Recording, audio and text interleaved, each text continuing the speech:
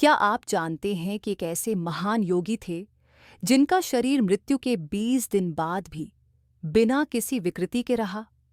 आज हम बात करेंगे परमहंस योगानंद की अद्भुत कहानी की। वाकई में बहुत रोचक बात है। और सबसे आश्चर्यजनक ये है कि यह घटना 1952 की है, जब चिकित्सा विज्ञान भी इस घटना को समझने में असमर्थ था। देखिए, योगानंद का जन्म 1893 में गोरखपुर में हुआ था और बचपन से ही उनमें कुछ अलग था। उनके माता-पिता को एक भविष्यवाणी हुई थी कि उनका बेटा कोई साधारण व्यक्ति नहीं होगा। और क्या आप जानते हैं कि उनके जीवन में कई ऐसी घटनाएं हुईं जो आज के वैज्ञानिक युग में भी एक रहस्य हैं? बिल्कुल सही कहा। एक बार ध्यान के दौरान उन्होंने महावतार बाबा जी को देखा, जो एक अमर योगी माने जाते हैं। ये उनके जीवन की पहली बड़ी आध्यात्मिक अनुभूति थी।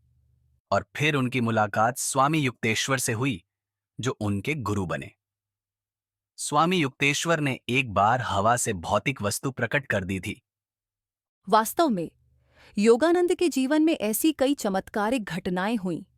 उनके स्पर्श मात्र से लोग बीमारियों से मुक्त हो जाते थे और वे एस्ट्रल ट्रैवल यानी शरीर से बाहर की यात्राएं भी करते थे।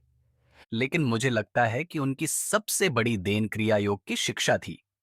ये एक ऐसी तकनीक है जो आज भी लाखों लोगों के जीवन को बदल रही है।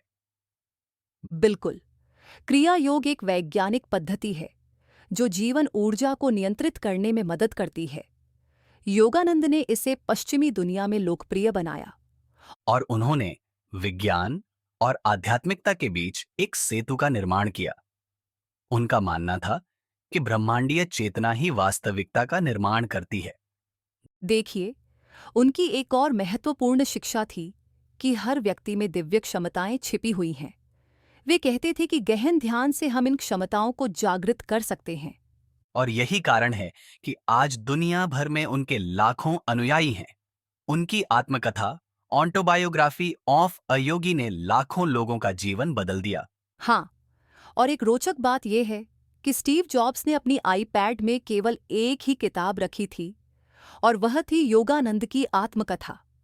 वे हर साल इसे पढ़ते थे। वाह, ये तो मैं नहीं जानता था। लेकिन योगानंद की शिक्षाओं का प्रभाव आज के कॉरपोरेट जगत में भी देखा जा सकता है। बिल्कुल, कई बड़ी कंपनियां अपने कर्मचारियों के लिए ध्यान और योग के सेशन आयोजित करती हैं। ये योगानंद की शिक्षाओं का ही प्रभाव है। और उनकी एक और महत्वपूर्ण शिक्षा थी प्रेम और करुणा की। वे कहते थे कि बिना प्रेम के कोई भी आध्यात्मिक साधना अधूरी है। सही कहा।